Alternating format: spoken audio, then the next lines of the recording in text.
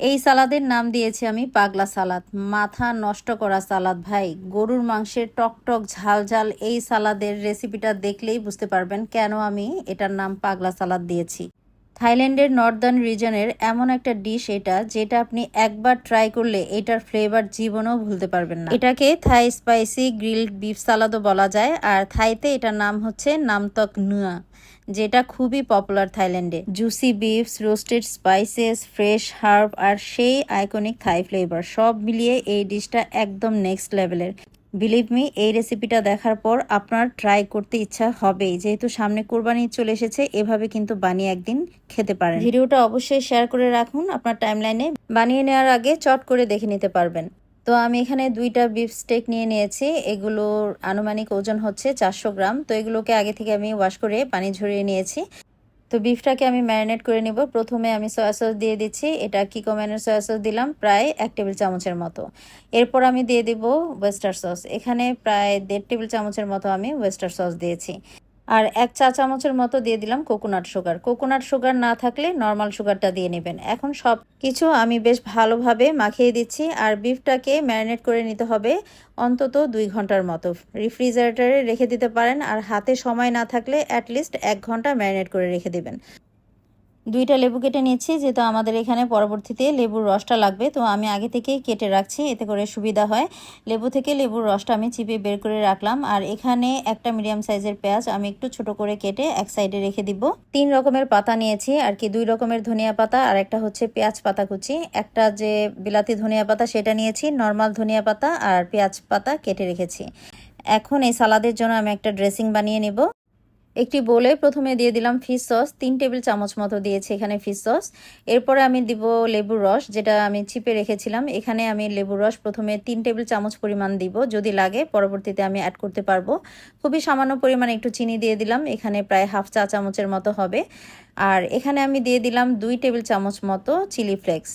তো ঝালটা যার যার স্বাদ অনুযায়ী এখানে অ্যাড করবেন। আজকে আমি একটু ঝাল ঝাল টক টক বানাবো। একটু টেস্ট করে দেখলাম যে সব কিছু ঠিক আছে কিনা। যে বাকি লেবুর রসটা ছিল সেটাও আমি অ্যাড করে দিলাম। পারফেক্ট। এগুলোকে আমি এখন এক সাইডে রেখে দেব। এখন পরবর্তী স্টেপে চলে আসলাম। একটি প্যানে আমি সামান্য পরিমাণ তেল নিয়ে নিয়েছি। ম্যারিনেট করা বিফটাকে আমি এখন দিয়ে দেব। প্রথমে হাই হিটে দিব, তারপর চুলার আঁচটা মিডিয়াম করে দিব। তো মোটামুটি 3 মিনিট পর আমি একটা পাশ উল্টে দিব। খুব বেশি এগুলোকে ফ্রাই করতে যাবে না, তাহলে বিফটা কিন্তু একদম শক্ত হয়ে যাবে। আর চুলার আঁচটা মিডিয়াম হাইতে রাখতে হবে। চুলার আঁচটা কিন্তু লো করা যাবে না কোনো অবস্থাতেই, তাহলে বিফ থেকে পানি ছেড়ে দেবে আর বিফটা ড্রাই হয়ে যাবে ভেতর থেকে। তো এই 2টা স্টেক আমার মোটামুটি সময় লেগেছে 7 থেকে 8 মিনিটের মতো। তো এটা ডিপেন্ড করে আপনি কীরকম চাচ্ছেন, রেয়ার চাচ্ছেন না মিডিয়াম রেয়ার নাকি ওয়েল ডান। আমরা যেহেতু বাঙালি, আমি তো সবসময় ওয়েল ডানটাই খাই, তাই আমি চেষ্টা করেছি ওয়েল ডান রাখার জন্য। আর যদি আপনি মিডিয়াম রেয়ার খান তাহলে চুলা থেকে আর একটু আগে উঠিয়ে নেবেন। অনেকেই মিডিয়াম রেয়ার পছন্দ করে, ভিতরে একটু পিঙ্কিশ থাকে। তো হয়ে গেছে, এগুলোকে রেখে আমি মোটামুটি 10 মিনিটের মতো একটু রেস্টে রেখে দেব। আর বিফ থেকে যখন জুসটা বের হয়ে যাবে তখন আমি স্লাইস স্লাইস করে কেটে নেব। 10 মিনিট পর দেখেন বিফ থেকে কিন্তু এনাফ জুস বের হয়ে গেছে। এখন আমি এগুলোকে একটু স্লাইস স্লাইস করে কেটে নিচ্ছি। খুব সুন্দর মতো পাতলা পাতলা করে আমি কেটে নিচ্ছি। এটা খুব বেশি মোটা করবেন না, আমি যেভাবে স্লাইস করছি এভাবেই করে নিতে হবে, একদম চিকন পাতলা পাতলা করে। দেখেন ভিতরটা একদম ওয়েল ডান হয়ে গেছে, মানে খুব সুন্দর মতো কুক হয়ে গেছে। আর যদি এটা কুক না হতো, ভিতর থেকে একটু লালচে বা পিঙ্কিশ বর্ণের থাকতো। তো আমি জুসটাও এর মধ্যে দিয়ে দিলাম। এই জুসের মধ্যে সমস্ত ফ্লেভারগুলো চলে এসেছে বিফের।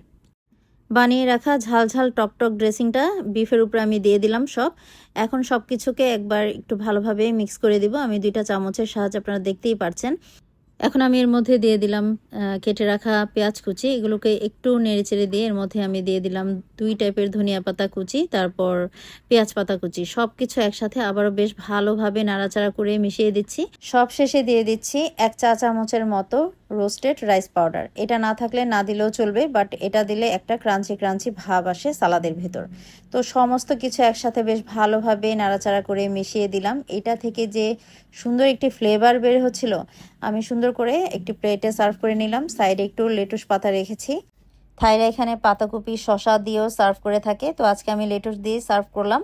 তো এই ছিল মজাদার স্পাইসি গ্রিল বিফ সালাদ। এটা অবশ্যই এবারের ঈদে আপনারা ট্রাই করে দেখতে পারেন। থাইল্যান্ডে সাধারণত রেস্টুরেন্টগুলোতে স্টিকি রাইস দিয়ে সার্ভ করা হয়, আর আপনার কাছে স্টিকি রাইসটা না থাকলে এমনি যে নর্মাল রাইস সেটা দিয়েও খেয়ে দেখতে পারেন, ভীষণ ভালো লাগে। আর যারা গরুর মাংস খান না, এর পরিবর্তে মাটন দিয়েও করে নিতে পারেন। রেসিপি ভালো লাগলে অবশ্যই টাইমলাইনে শেয়ার করে রাখবেন, লাইক কমেন্ট করে জানিয়ে দেবেন কেমন হয়েছে। পরবর্তী রেসিপিতে আবার দেখা হবে। সবাই খুব ভালো থাকবেন। আল্লাহ হাফিজ।